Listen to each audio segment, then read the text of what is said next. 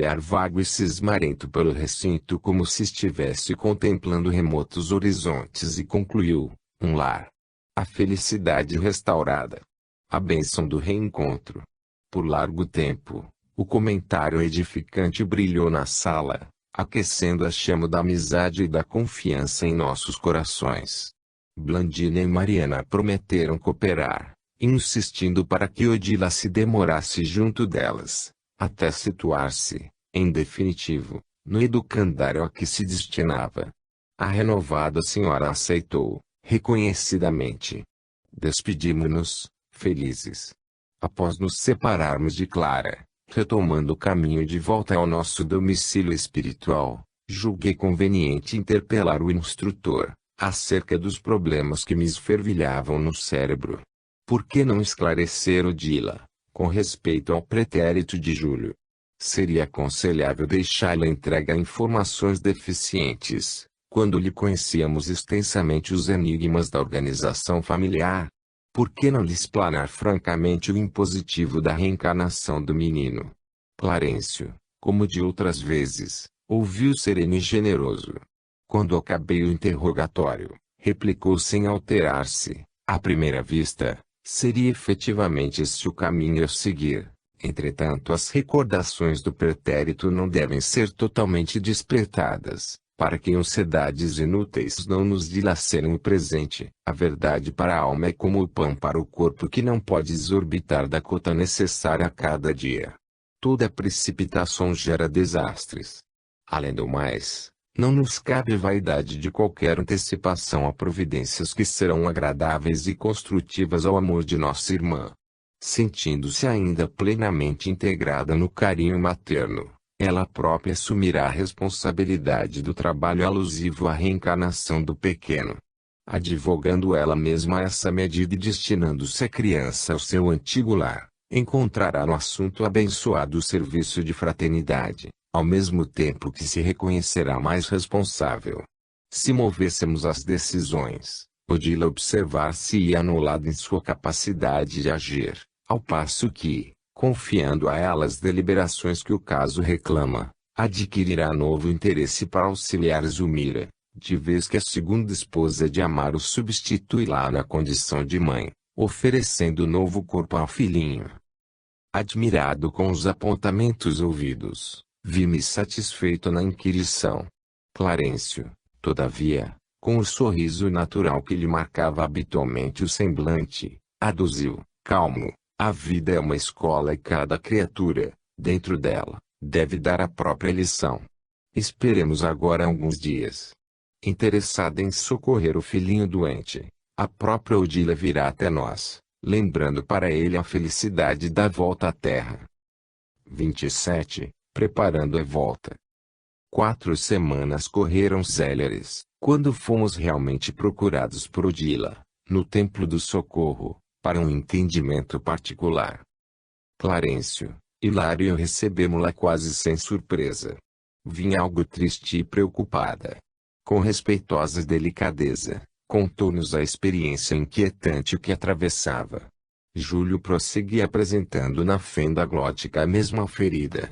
Instalará-se com ele em aposentos adequados na escola das mães e ao filhinho dispensava todo o cuidado suscetível de reerguer-lhe as energias. Entretanto, a luta continuava. Recursos medicamentosos e passes magnéticos não faltavam, contudo, não surtiam efeito. Daria tudo para vê-lo forte e feliz. Esperava a descoberta de algum milagre, capaz de atender-lhe o anseio de mãe. No entanto, visitar em companhia de Blandina outros setores de assistência à infância torturada, vir inúmeras crianças infelizes, portadoras de problemas talvez mais dolorosos que aqueles do filhinho bem-amado. Apavorara-se. Jamais supusera a existência de tantas enfermidades depois da morte. Tentar obter os bons ofícios de vários amigos, para esclarecer-se convenientemente, e todos, a uma, repetiam sempre que os compromissos morais adquiridos conscientemente na carne e somente na carne deveriam ser resolvidos, e que, por isso mesmo, a reencarnação para Júlio era o único caminho a seguir. O corpo físico funcionaria como abafador da moléstia da alma, sanando-a, pouco a pouco. Que fizera o menino no pretérito para receber semelhante punição? A pobre senhora enxugava as lágrimas que lhe caíam espontâneas. Clarencio, profundo conhecedor do sofrimento humano, falou como sacerdote: Odila, o passado agora não é o remédio próprio. Atendamos a hora que passa. Temos Júlio extremamente necessitado à nossa frente, o alívio dela é o nosso objetivo mais imediato. A mãezinha resignada concordou num gesto silencioso. Também creio, prosseguiu o nosso instrutor, imperturbável, que a reencarnação do pequeno é urgente medida se desejamos observá-lo no caminho da própria recuperação. Irmã Clara recomendou-me viesse rogar-lhe o concurso. Ajude-me, abnegado amigo, somos todos irmãos, ajuntou Clarencio generoso, e achamo-nos uns à frente dos outros para a prestação do serviço mútuo. Nosso Júlio não é uma criatura comum e, por esse motivo, não seria justo renascer no mundo a esmo, como planta inculta germinando à toa, no mato da vida inferior. Assim sendo, analisemos o quadro de tuas relações afetivas. Depois de ligeira pausa, acrescentou: tens grande plantio de amizades puras na terra. Em questões de auxílio, não podemos perder os nossos sentimentos de vista. Tanto para entrar no reino do espírito, como para entrar no reino da carne, em melhores condições, não podemos prescindir da cooperação de amigos sinceros que nos conheçam e nos amem. Ah! Sim, compreendo, exclamou a interlocutora com algum desapontamento. Sempre ocupada com a nossa casa e com a nossa família, nunca pude efetivamente cultivar tantas afeições, como seria de desejar. Amaro, porém. Perfeitamente, atalhou o ministro, completando-lhe a frase traço. Estou certo de que Amaro continuará sendo para o menino um admirável companheiro. Entretanto, não podemos dispensar no cometimento o concurso de Zulmira. Precisamos dela no trabalho maternal. Para isso, é imprescindível te faças mais devotada, mais amiga. Um esforço pede outro. Sem o lubrificante da cooperação, a máquina da vida não funciona. Os olhos de Odila faiscaram de esperança. Tudo farei por ajudá-la, auxiliando a mim mesma, disse, comovida a traço. Entendo mesmo nesse imperativo de fraternidade a doce determinação do Senhor, constrangendo-me a operosa boa vontade para com ela. Realmente, acentuou, sorrindo traço, reparo quão sublime é a infinita bondade do céu. A princípio lutei contra a Zulmira, desejando ser amada de meu esposo, agora devo lutar em favor de nossa irmã por amar o meu filho. Muito erramos, disputando o amor dos outros. Entretanto, corrigimo-nos e acertamos o passo, quando procuramos. Sem dúvida, as tuas conclusões são luminoso ensinamento, concordou o ministro, bem-humorado traço, em tudo vemos a eterna sabedoria. Devo buscar alguma regra específica? Creio, ponderou o nosso orientador, que as tuas visitas afetuosas ao antigo lar, consolidando-lhe a harmonia, são a providência básica para que Júlio encontre um clima de confiança. Admito que o nosso pequeno reclama especiais atenções, considerando-se-lhe a posição de enfermo, para quem a reencarnação apresenta obstáculos justos. O entendimento alongou-se por mais tempo, entre os conselhos paternais do ministro e a sincera humildade da visitante. Quando Odila se despediu, desfechamos sobre o instrutor algumas perguntas que nos fustigavam a cabeça. A reencarnação como lhe exigia o concurso da amizade para cumprir-se. Os desafetos da vida influíam em nosso futuro. O trabalho reencarnatório não seria uma imposição natural? Clarencio ouviu, atencioso, as indagações e respondeu, satisfeito: a lei é sempre a lei. Cabe-nos tão somente respeitá-la e cumpri-la. Nossa atitude, porém, pode favorecer-lhe ou contrariar-lhe o curso, em favor ou em prejuízo de nós mesmos. O renascimento na carne funciona em condições idênticas para todos. Contudo, À medida que se nos desenvolvem o conhecimento e o amor, conseguimos colaborar em todos os serviços do aperfeiçoamento moral em nossas recapitulações. A alma, como a planta, pode ressurgir em qualquer trato de solo, mas não seria justo relegar sementes selecionadas a terrenos incultos. A reencarnação, por si, tanto quanto ocorre nos reinos inferiores à evolução humana, obedece a princípios embriogênicos automáticos, com bases na sintonia magnética. Contudo, em se tratando de criaturas com alguns passos à frente da multidão comum, é possível ajustar providências que favoreçam a execução da tarefa a cumprir. Nesses casos, a plantação de simpatia é fator decisivo na obtenção dos recursos de que necessitamos. Quem cultiva a amizade somente na família consanguínea, dificilmente encontra meios para desempenhar certas missões fora dela. Quanto mais extenso o nosso raio de trabalho e de amor, mais ampla se faz a colaboração alheia em nosso benefício. E quando, desprevenidos, deixamos que a antipatia cresça em derredor de nós? Inquiriu Hilário, com interesse. Toda antipatia conservada é perda de tempo, em muitas ocasiões acrescida de lamentáveis compromissos. O espinheiro da aversão exige longos trabalhos de reajuste. Em várias circunstâncias, para curar as chagas de um desafeto, gastamos muitos anos, perdendo contato com admiráveis companheiros de nossa jornada espiritual para a grande luz. A palavra de Clarencio impunha-nos graves reflexões e talvez por isso a quietação baixou sobre nós. Soubemos, mais tarde, que a genitora de Evelina passou a dispensar envolvente carinho ao ferroviário e à companheira doente, que, à custa de muito esforço dela, restabeleceu ao final a saúde orgânica. Preparando o retorno do filhinho, Odila associou-se, de coração, à tarefa de restaurar-lhes a harmonia conjugal e o contentamento de viver. Foi assim que, transcorridas algumas semanas, recebemos um convite da irmã Clara para uma visita ao lar da bênção. Em noite próxima, Odila conduziria a segunda esposa de Amaro ao encontro de Júlio, como derradeira preliminar do trabalho reencarnatório. No momento aprazado, achávamos-nos a postos. Blandina, Mariana, Clarencio, Hilário e eu, palestrando animadamente em aposentos reservados na escola das mães, cercávamos o alvo berço em que o doentinho gemia de quando em quando. Assistida por irmã Clara, Odila demandara o antigo ninho doméstico, no propósito de acompanhar Zulmira até nós. Decorrido algum tempo de expectação, as três chegaram, envolvidas em luminosa onda de paz. Enlaçada pelos braços das duas protetoras, a ex-obsidiada parecia feliz, não obstante a impressão de medo e insegurança que lhe transparecia do olhar.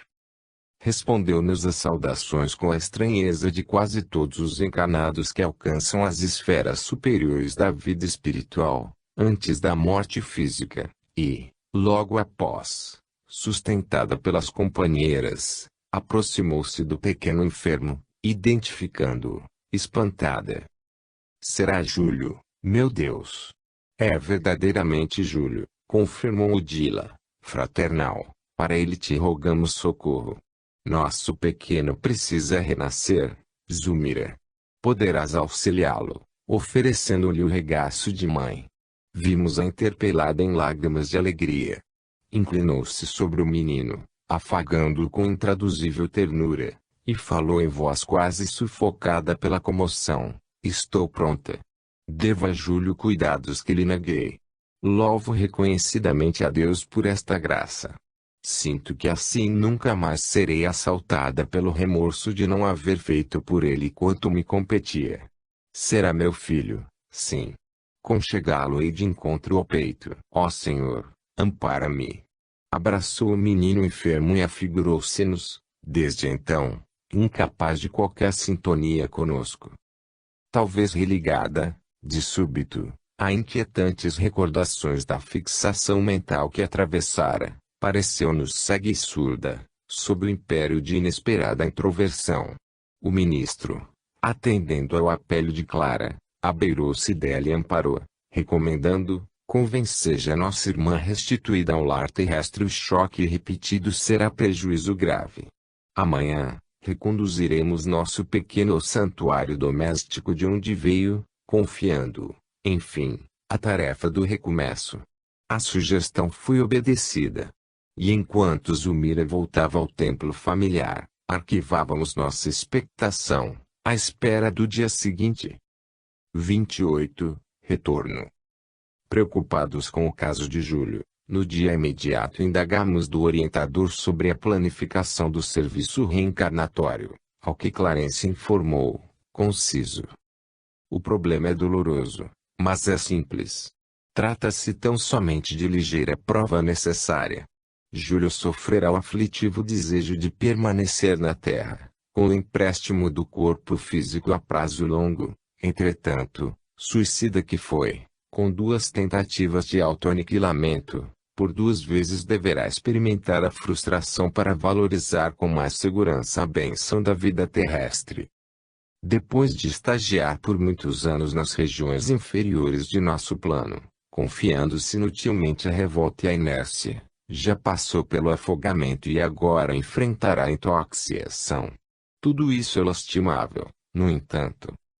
E mostrando significativa expressão fisionômica, ajuntou: quem aprenderá sem a cooperação do sofrimento? Penso, contudo, no martírio dos pais, considerou Hilário, hesitante. Meus amigos, falou o ministro, generoso traço, a justiça é inalienável. Não podemos iludi-la. Com o desequilíbrio emocional de Amaro e Zulmira, no pretérito, Júlio arrojou-se a escuro despenhadeiro de compromissos morais e, na atualidade, reabilitar-se-á com a cooperação deles. Ontem, o casal, por esquecê-lo, inclinou a queda. Hoje, por amá-lo, garantir-lhe-á o soerguimento. A palestra esmoreceu, talvez porque o assunto nos compelisse a severa meditação. Hilário e eu, refletindo na absoluta harmonia da lei, calámo-nos cismarentos, à espera da noite, quando integraríamos a caravana da amizade que restituiria a criança enferma ao ninho antigo. Com efeito, avizinhava-se a madrugada, quando alcançamos a residência do ferroviário, envolvida em sombra. Odília trazia nos braços o filho irrequieto e gemente, enquanto o ministro, irmã Clara, Blandina, Mariana, Hilário e eu rodeávamos ambos, em silêncio. Penetramos a sala humilde. Qual se houvera sorvido o invisível anestésico, o menino emudeceu. Junto de nós, o orientador, solícito, explicou: o doentinho encontra grande alívio em contato com os fluidos domésticos. O reequilíbrio da alma no ambiente que lhe é familiar no mundo constitui base firme para o êxito da reencarnação. Não prosseguiu, contudo. Irmã Clara fez-lhe expressivo aceno e o nosso instrutor penetrou, sozinho, a câmara conjugal, sem dúvida para certificar-se quanto à conveniência de confiarmos o pequenino à sua futura mãe. Transcorridos alguns minutos, Clarencio veio ao nosso encontro, convidando-nos a entrar. Enternecedor espetáculo desdobrou-se à nossa vista. Zulmira em espírito estendeu-nos braços fraternos. Estava bela, radiante de alegria.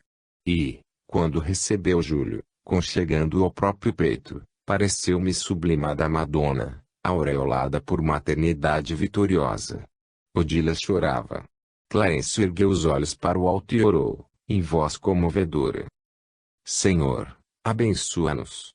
De almas entrelaçadas na esperança em teu infinito amor e no júbilo que nasce da obediência aos teus desígnios, aqui nos achamos, acompanhando um amigo que volta à recapitulação. Dá-lhe forças para submeter-se resignado à cruz que lhe será salvação. Ó Pai, sustenta-nos na grande estrada redentora em que o obstáculo e a dor devem ser nossos guias. Fortalece-nos o bom ânimo e a serenidade e modera-nos o coração para que saibamos servir-te em qualquer circunstância. Sobretudo, Senhor, rogamos-te auxilies a nossa irmã que investe sagradas aspirações femininas no apostolado maternal.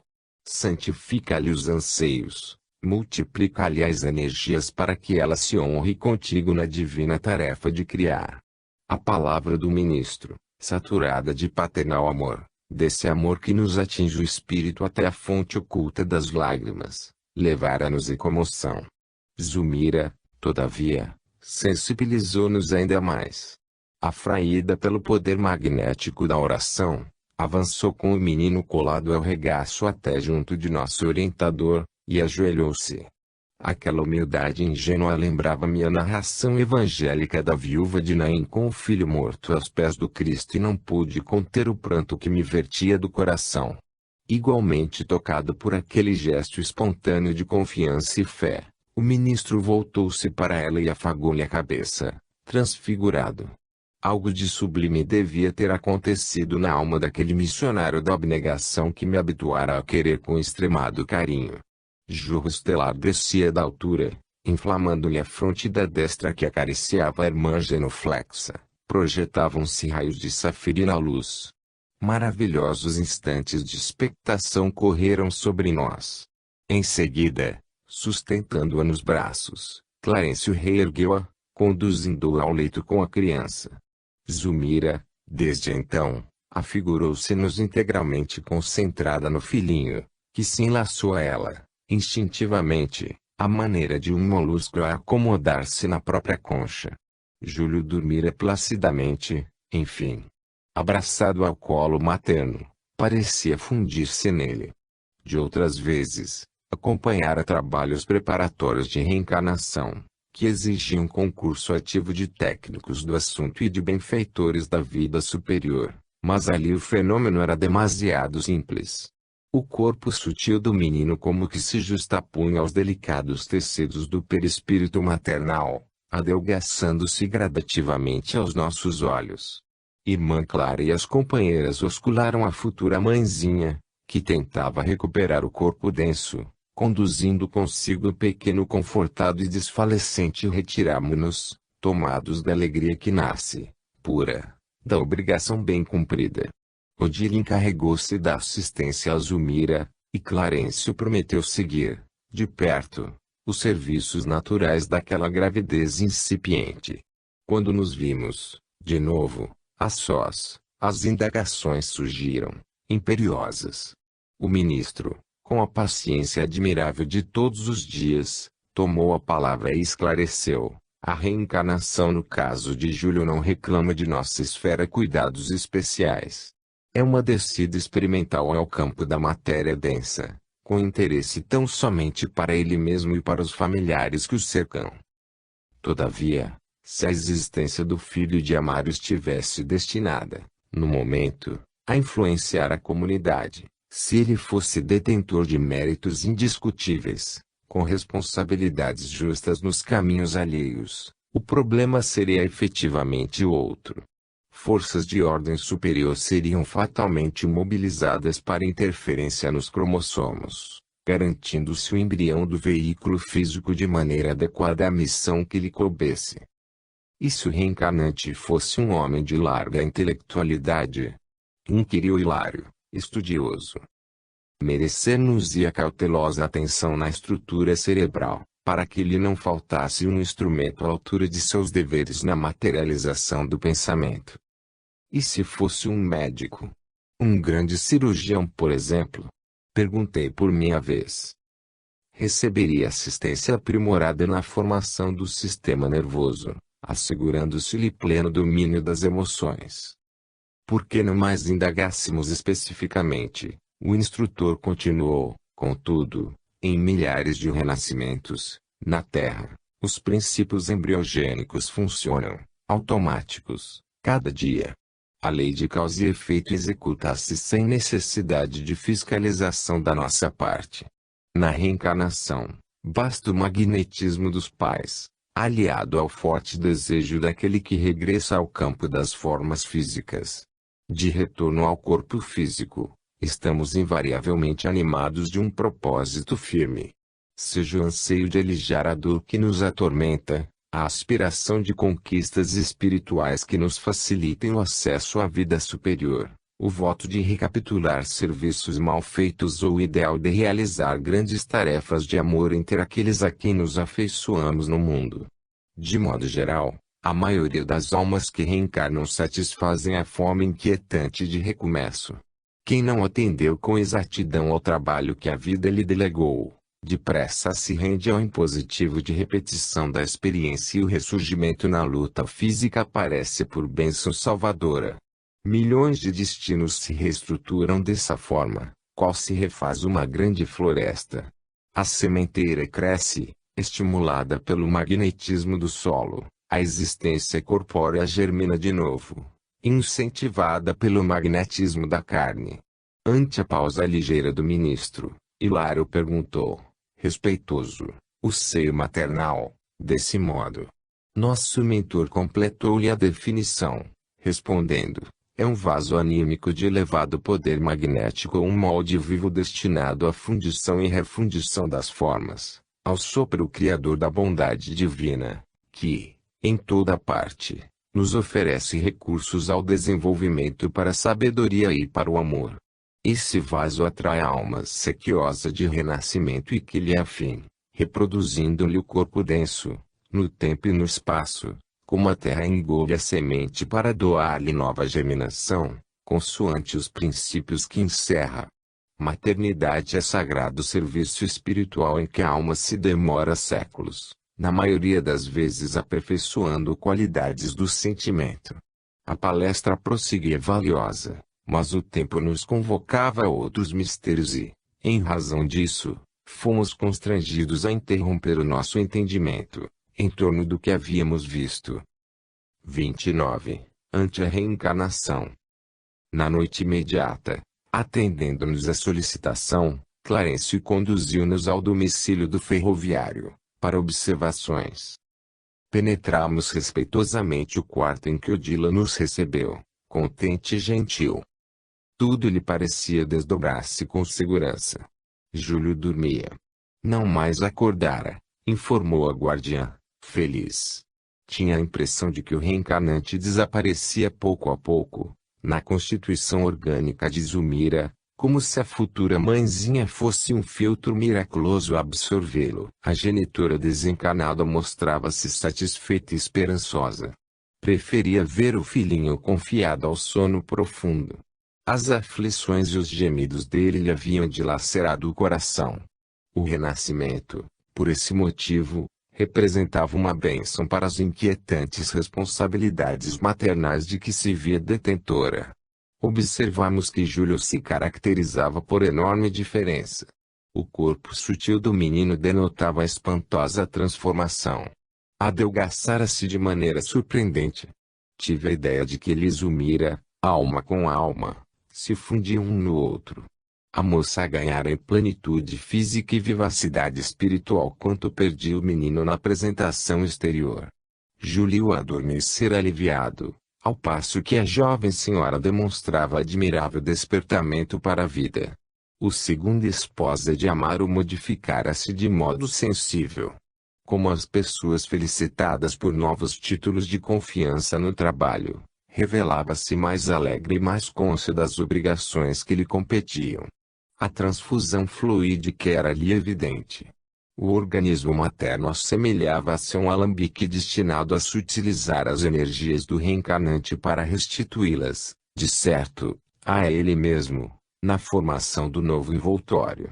Registrando-nos o assombro, o instrutor explicou com a sua habitual gentileza: a reencarnação, tanto quanto a desencarnação, é um choque biológico dos mais apreciáveis. Unido à matriz geradora do santuário materno, em busca de nova forma, o perispírito sofre a influência de fortes correntes eletromagnéticas, que lhe impõem uma redução automática. Constituído à base de princípios químicos semelhantes, em suas propriedades, ao hidrogênio, a se expressarem através de moléculas significativamente distanciadas umas das outras, quando ligado ao centro genésico feminino experimenta expressiva contração, à maneira do indumento de carne sob carga elétrica de elevado poder. Observa-se, então, A redução volumétrica do veículo sutil pela diminuição dos espaços intermoleculares. Toda a matéria que não serve ao trabalho fundamental de refundição da forma é devolvida ao plano etereal, oferecendo-nos o perispírito esse aspecto de desgaste ou de maior fluidez. Quer dizer então, aventurou Hilário, em sua curiosidade construtiva. Quero dizer que os princípios organogênicos essenciais do perispírito de Júlio já se encontram reduzidos na intimidade do altar materno, e, à maneira de um ímã, vão aglutinando sobre os seus recursos de formação do novo vestuário de carne que lhe será o vaso próximo de manifestação. E a forma rarefazer-se sob nossos olhos? Inquiria o meu colega, espantado. Está em ativo processo de dissolução. E, com a bela serenidade que lhe assinala o espírito, continua elucidando, também o corpo físico parece dormir na desencarnação, quando, na realidade, começa a restituir as unidades químicas que o compõem a natureza que lhes emprestou a título precário, apenas com a diferença de que a alma desencarnada, ainda mesmo quando em deploráveis condições de sofrimento e inferioridade, avança para a libertação relativa, ao passo que, em nos reencarnando, sofremos o processo de volta às teias da matéria densa, não obstante orientados por nobres objetivos de evolução. É por isso que, conduzidos à reconstituição orgânica, revivemos, nos primeiros tempos da organização fetal, embora apressadamente, todo o nosso pretérito biológico.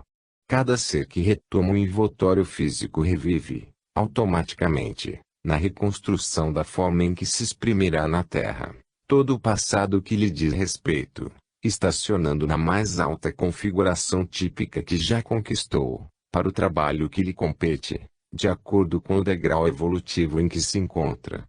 A maneira simples pela qual Clarencio explorava problemas tão complexos, induzia-nos a sublimados pensamentos, quanto à magnitude das leis universais.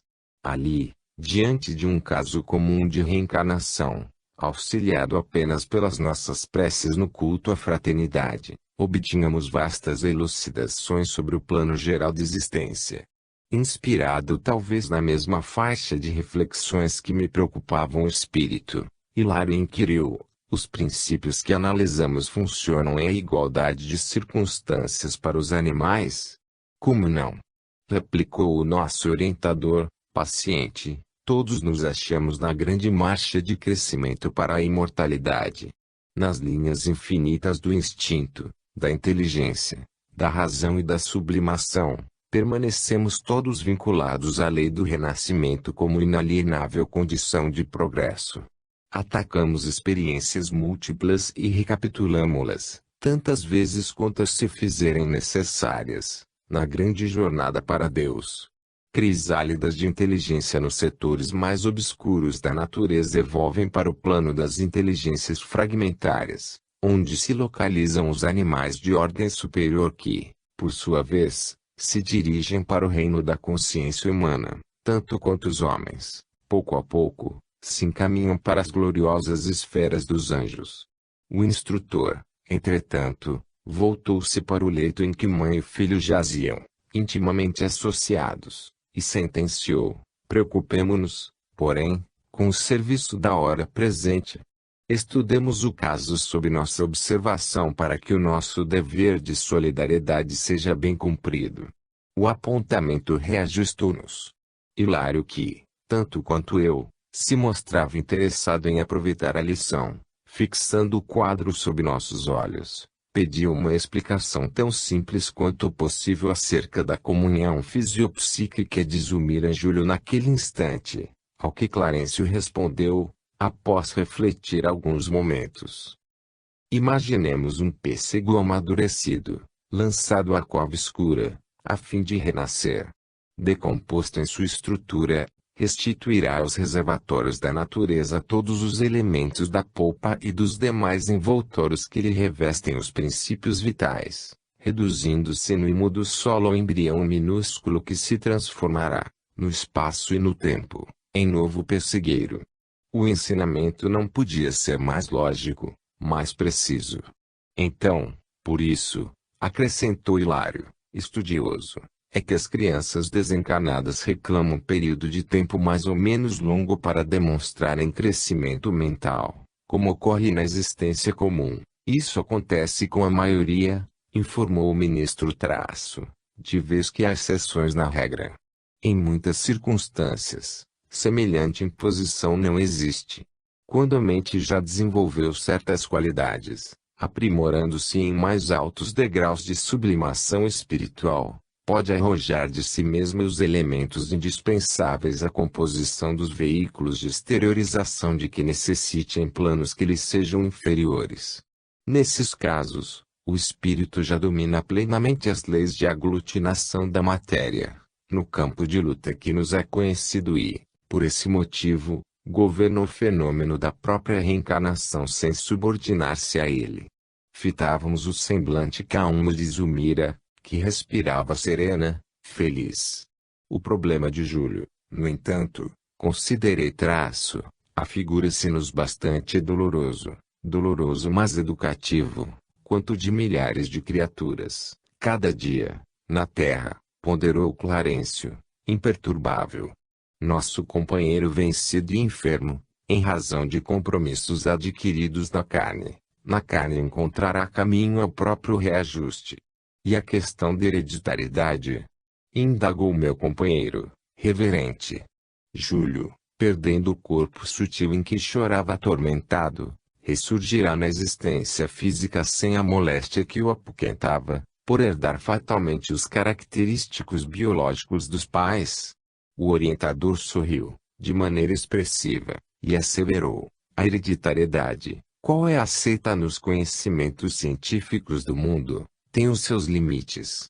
Filhos e pais, indubitavelmente, ainda mesmo quando se cataloguem distantes uns dos outros, sob o ponto de vista moral, guardam sempre afinidade magnética entre si. Desse modo, os progenitores fornecem determinados recursos ao espírito reencarnante, mas esses recursos estão condicionados às necessidades da alma que lhes aproveita a cooperação, porque, no fundo, somos herdeiros de nós mesmos.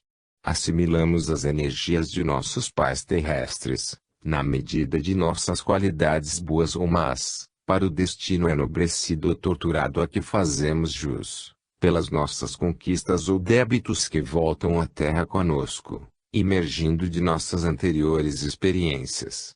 Somos então levados a crer que Júlio transportará consigo a enfermidade que sofria em nosso plano, à maneira de alguém que, em se mudando de domicílio, não modifica o quadro orgânico, observou Hilário, com sensatez. Isso mesmo, elucidou o ministro, satisfeito Traço. O problema é de natureza espiritual. Durante a gravidez de Zulmira, a mente de Júlio permanecerá associada à mente materna, influenciando, como é justo, a formação do embrião.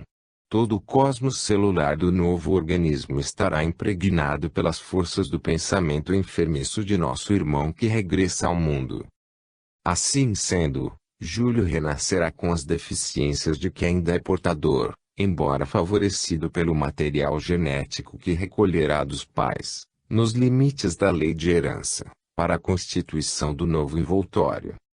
Depois de breve pausa, concluiu: como vemos, na mente reside o comando. A consciência traça o destino, o corpo reflete a alma. Toda agregação de matéria obedece a impulsos do espírito. Nossos pensamentos fabricam as formas de que nos utilizamos na vida. Calou-se o instrutor. Odila tomou a palavra comentando as suas esperanças para o futuro. Conversamos de novo, animadamente. E, logo após, uma prece do ministro encerrava para nós a deliciosa reunião. 30. Luta por renascer. Um mês correra célere sobre os acontecimentos que vimos de narrar, quando Odila nos procurou, suplicando ajuda. Vinha triste, atormentada. Zulmira, incompreensivelmente para ela, havia contraído perigosa amidalite. Sofria muito. Por 6 dias consecutivos, informou nossa amiga inquieta, achava-se no trabalho de vigilância. Esforçara-se, quanto lhe era possível, por liberá-la de semelhante aborrecimento físico. Entretanto, via abaldadas todas as providências. Desolada, induzira Amaro a trazer um médico, no que fui obedecida, mas o facultativo não atinava com a causa íntima da enfermidade e, ignorando a verdadeira posição da cliente, poderia ameaçar-lhe a tarefa maternal com a aplicação de recursos impróprios. Rogava-nos, por isso, socorro imediato. Clarencio não se delongou na assistência precisa. Era noite, quando demandamos o ninho doméstico que já se nos fizera familiar. Zulmira, no leito, demorava-se em aflitiva prostração. Cabelos em desalinho, olheiras arroxeadas e faces rubras de febre, parecia aguardar a chegada de alguém que auxiliasse na debelação da crise. A supuração das amígdalas poluíra-lhe o hálito e lhe impunha dores lancinantes. A pobre senhora apenas gemia, semi-sufocada, exausta. O esposo e a filha desdobravam-se em carinho, procurando reanimá-la, mas Zulmira, que deixáramos, 30 dias antes, corada e bem disposta, revelava-se agora profundamente abatida. Drogas variadas alinhavam-se em prateleira próxima. Nosso instrutor examinou-as, cuidadosamente, e, percebendo-nos admiração, disse comovido: Zulmira reclama nosso concurso diligente. Precisamos garantir-lhe o êxito na missão esposada. Carinhosamente, aplicou-lhe recursos magnéticos, detendo-se de modo particular na região do cérebro e na fenda glótica. A doente acusou melhoras imediatas. Reabilitou-se o movimento circulatório. A febre decresceu, propiciando-lhe repouso, e o sono reparador surgiu por fim, favorecendo-lhe a recuperação. Hilário indagou sobre a causa da moléstia insidiosa, que tão violenta se apresentara, ao que Clarencio respondeu, seguro, a questão é sutil. A mulher grávida, além da prestação de serviço orgânico à entidade que se reencarna, é igualmente constrangida a suportar-lhe o contacto espiritual, que sempre constitui um sacrifício quando se trata de alguém com escuros débitos de consciência. A organização feminina, durante a gestação, sofre verdadeira enxertia mental. Os pensamentos do ser que se acolhe ao santuário íntimo, envolvem-na totalmente, determinando significativas alterações em seu cosmo biológico. Se o filho é senhor de larga evolução e dono de elogiáveis qualidades morais, consegue auxiliar o campo materno, prodigalizando-lhe sublimadas emoções e convertendo a maternidade, habitualmente dolorosa, em estação de esperanças e alegrias intraduzíveis. Mas no processo de Júlio observamos duas almas que se ajustam nas mesmas dívidas e na mesma posição evolutiva. Influenciam-se, mutuamente. O ministro fez longa pausa, tornando aos passes, a benefício da enferma. Odila acompanhava-o, atenciosa. De todos nós, parecia ela mais preocupada com as lições ouvidas. Identificava-se-lhe o interesse de tudo aprender para tornar-se ali mais útil. Findos alguns instantes, Clarencio continuou: se Zulmira atua, de maneira decisiva, na formação do novo veículo do menino, o menino atua vigorosamente nela, estabelecendo fenômenos perturbadores em sua constituição de mulher. A permuta de impressões entre ambos é inevitável e os padecimentos que Júlio trazia na garganta foram impressos na mente maternal, que os reproduz no corpo em que se manifesta. A corrente de troca entre mãe e filho não se circunscreve à alimentação de natureza material, estende-se ao intercâmbio constante das sensações diversas. Os pensamentos de Zulmira guardam imensa força sobre Júlio, tanto quanto os de Júlio revelam expressivo poder sobre a nova mãezinha. As mentes de um e de outro como que se justapõem, mantendo-se em permanente comunhão, até que a natureza complete o serviço que lhe cabe no tempo. De semelhante associação, procedem os chamados sinais de nascença. Certos estados íntimos da mulher alcançam, de algum modo, o princípio fetal, marcando-o para a existência inteira. é que o trabalho da maternidade assemelha-se a delicado processo de modelagem, requisitando, por isso, muita cautela e harmonia para que a tarefa seja perfeita. Em seguida, o ministro, com devoção paternal, levou a efeito diversas operações magnéticas de auxílio à cavidade pélvica, afirmando a necessidade de socorro ao útero, em vista do complicado e difícil desenvolvimento de Júlio reencarnante. Meu colega, avançando mais longe, talvez tentando converter aquela hora de fraternidade tanto quanto possível em hora de estudo, recordou algumas de suas experiências médicas, acrescentando: é comum a verificação de exagerada sensibilidade na mulher que engravida. A transformação do sistema nervoso, nessas circunstâncias, é indiscutível.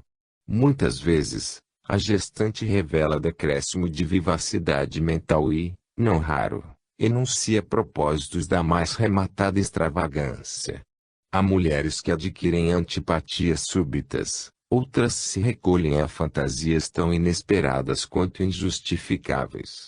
Em muitas ocasiões na Terra, perguntei a mim mesmo se a gravidez, na maioria dos casos, não acarreta temporária loucura. O orientador sorriu e obtemperou: a explicação é muito clara. A gestante é uma criatura hipnotizada a longo prazo. Tem o campo psíquico invadido pelas impressões e vibrações do espírito que lhe ocupa as possibilidades para o serviço de reincorporação no mundo. Quando o futuro filho não se encontra suficientemente equilibrado diante da lei, e isso acontece quase sempre, a mente maternal é suscetível de registrar os mais estranhos desequilíbrios, porque, à maneira de um médium, estará transmitindo opiniões e sensações da entidade que a empolga. Afligia-me observar, lembrou Hilário, com interesse, a inopinada aversão de muitas gestantes contra os próprios maridos. Sim, isso ocorre sempre que um inimigo do pretérito volta à carne, a fim de resgatar débitos contraídos para com aquele que lhe servirá de pai. Temos, contudo, os casos, ponderei, curioso, em que na ribalta do mundo vemos filhas que foram evidentemente fortes desafetos das mães em passado remoto ou próximo, tal animosidade que lhes caracteriza as relações. Reparamos que, em tais ocorrências, as filhas são muito mais afins com os pais, vivendo psiquicamente em harmoniosa associação com eles e distanciadas espiritualmente das mãezinhas que, por vezes, tudo fazem debalde para quebrar as barreiras de separação. Em ligações dessa natureza, surgirão obstáculos à reencarnação? Clarencio fitou-me de maneira significativa e respondeu: de modo algum.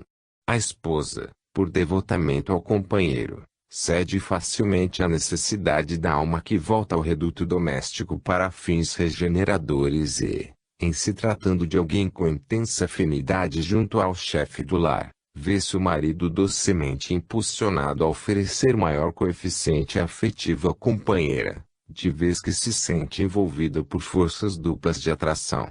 Sob dobrada carga de simpatia, dá muito mais de si mesmo em atenção e carinho, facilitando a tarefa maternal da mulher. A elucidação clara e lógica satisfez-nos plenamente. Palestramos ainda por alguns minutos, nos quais o nosso orientador ministrou variadas instruções a Odila, habilitando-a para socorros de emergência.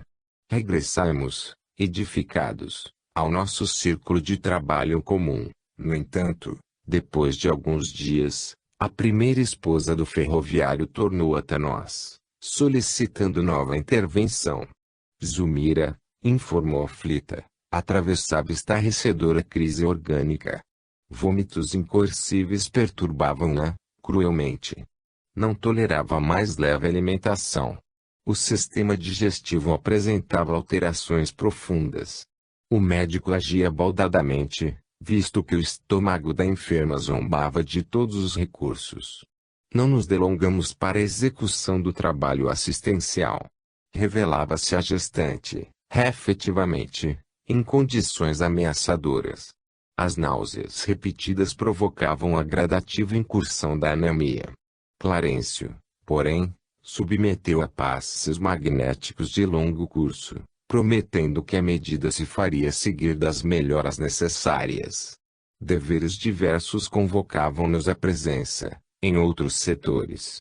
Ainda assim, depois das despedidas, Hilário perguntou pelo motivo de semelhante fenômeno, que, declarou ele, em toda a sua experiência médica na Terra não conseguira explicar.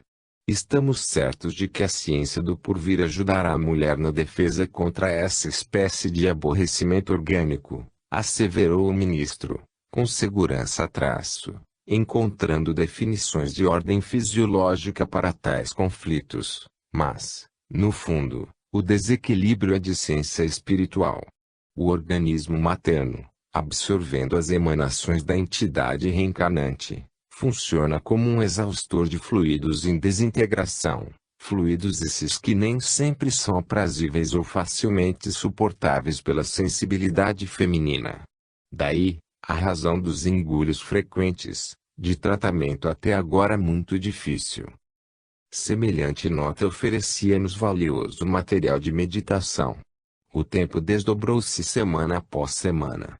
Insistimos na visitação à residência de Amaro, de quando em quando, convocados ou não para o trabalho, até que, certa manhã, Odília veio até nós como o júbilo de uma criança feliz, anunciando que o menino tornara a luz terrestre. De conformidade com a aprovação da pequena família, chamar-se-ia novamente Júlio. Comungamos da sua profunda alegria e, com a solidariedade dos amigos sinceros, voltamos a abraçá-lo. 31. Nova luta.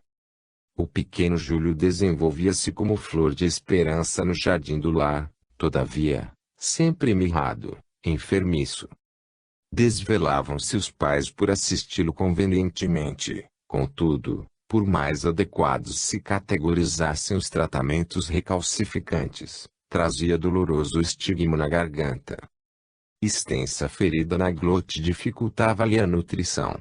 Farinhas suculentas concorriam com o leite materno para robustecê-lo, mas em vão. Entretanto, apesar dos cuidados que exigia, era uma bênção de felicidade para os genitores e para a irmãzinha, que sentiam em seu rostinho tenro um ponto vivo de entrelaçamento espiritual. Muitas vezes, conchegamo-lo ao coração, rememorando os trabalhos que lhe haviam precedido o regresso ao mundo, assinalando a ternura otimista com que Odila, transformada em generosa protetora da família, lhe acompanhava o desabrochar. O pequerrucho já começava a falar por monossílabos, em vésperas do primeiro ano de renascimento, quando nova luta surgiu. O inverno chegara rigoroso e vasto, surto de gripe espalhara-se ameaçador. A tosse e influenza compareciam pertinazes, em todos os recantos, quando, num dia de grande trabalho para nós, eis que a genitora de Evelina veio, novamente, ao nosso encontro. Dantes, procurava assistência para Zulmira, agora demandava auxílio para Júlio. O menino, assaltado por teimosa amidalite, jazia prostrado, febril. Dirigimo-nos incontinenti para o lar do ferroviário. Com efeito, o vento soprava, úmido, sobre o largo espelho da Guanabara. As ruas, pela vestimenta pesada dos transeuntes, davam ao rio o aspecto de uma cidade fria. Alcançamos, sem detença, o domicílio de Amaro. O quadro, à nossa vista, era indubitavelmente constrangedor. Penetramos o aposento em que a criança gemia semi-asfixiada, no instante preciso em que o médico da família efetuava meticuloso exame. Clarencio passou a reparar-lhe todos os movimentos. A garganta minúscula apresentava extensa placa branquicenta e a respiração se fazia angustiada, sibilante. O instrutor meneou a cabeça, como se fora defrontado por insolúvel enigma, e colocou a destra na fronte do facultativo, compelindo-o a refletir com a maior atenção. Zulmira e Evelina, sem perceber-nos a presença, fitavam o médico, preocupadas.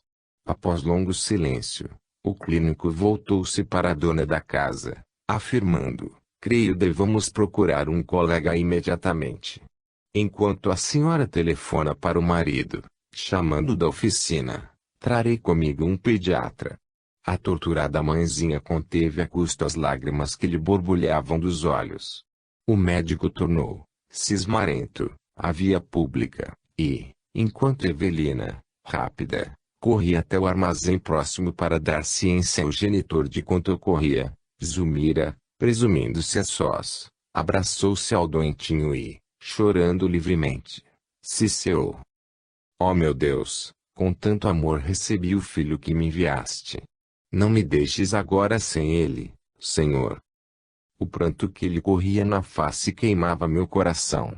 Nada pude indagar, em vista da emotividade que me tomara o espírito, mas o nosso orientador, sereno como sempre, exclamou, compadecido, a difteria está perfeitamente caracterizada. A deficiência congenial da glote favoreceu a implantação dos bacilos. É imprescindível um socorro urgente. O instrutor começou a mobilizar recursos assistenciais de maior expressão, quando o ferroviário, desolado, ingressou no aposento. Conversando com a mulher, tentava reanimá-la, quando o pediatra, conduzido pelo colega, deu entrada na humilde residência. Ambos os médicos submeteram o Petis a prolongado exame, permutando impressões em voz baixa. O especialista, apreensivo, após manifestar a suspeita de Krupp, reclamou a análise de laboratório, decidindo transportar consigo mesmo o material necessário à inspeção. Ao sair, prometeu opinar, dentro de algumas horas. Notificou ao pai agoniado que tudo lhe fazia crer tratar-se de garrotilho. Entretanto, reservava o diagnóstico definitivo para depois. Se a hipótese se confirmasse, enviaria um enfermeiro de confiança para a aplicação do soro adequado. Mantendo vigilância junto ao doentinho, o ministro recomendou-nos, a Hilária e a mim, acompanhar o pediatra, de modo a prestar-lhe a colaboração possível ao nosso alcance. Seguimos-lo sem hesitar. O crepúsculo, encharcado de uma garoa fina, caía rápido. Em minutos breves, atravessávamos o pórtico de vasto hospital, onde o nosso amigo procurou a sala em que certamente se recolhia para os trabalhos que lhe diziam respeito. Chegados a estreito recinto, fomos defrontados por uma surpresa que nos impunha verdadeira estupefação. Mário Silva, em seu traje branco, palestrava com Dona Antonina que acomodava ao colo a pequena Lisbela, pálida e ofegante. A jovem senhora, que não mais viramos, aguardava o especialista, trazendo a filhinha à consulta. Amparadas por Silva, francamente atraído para a simpática visitante, ambas tiveram acesso a gabinete particular, onde o facultativo diagnosticou uma pneumonia. Antonina foi aconselhada a voltar, de imediato, ao ambiente doméstico, para a medicação da filha. A penicilina devia ser administrada sem qualquer dilação.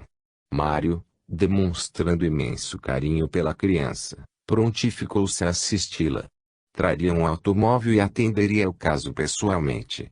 O chefe passeou o olhar pelo mostrador do relógio e aqueceu, ressalvando: bem, você pode cooperar com as nossas clientes, mas preciso de seu concurso em bairro distante, às 22 horas. O rapaz assumiu o compromisso de regressar a tempo e um táxi recolheu o trio, rolando na direção da casinha que visitáramos, certa vez. Ante o inesperado daquele encontro, sentimos necessidade de um entendimento seguro com o nosso orientador. Tornando ao quarto, onde o pequeno Júlio piorava sempre, fizemos breve relato do acontecido.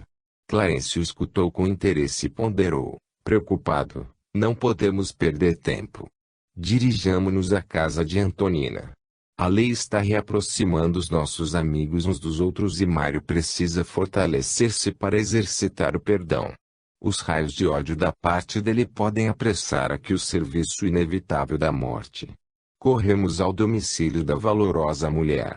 Com efeito, depois de haver iniciado o tratamento providencial da menina, agora acamada, Silva fixava a dona da casa, perguntando a si mesmo onde vira aquele torturado perfil de Madonna. Guardava a nítida impressão de haver conhecido Antonina em algum lugar. Agradavelmente surpreendido, sentia-se ali como se fora em sua própria casa. E a simpatia não se patenteava tão somente no coração dele. A senhora e os filhos cercavam-no de atenções. Intimamente deslumbrado, o enfermeiro declarava de viva voz: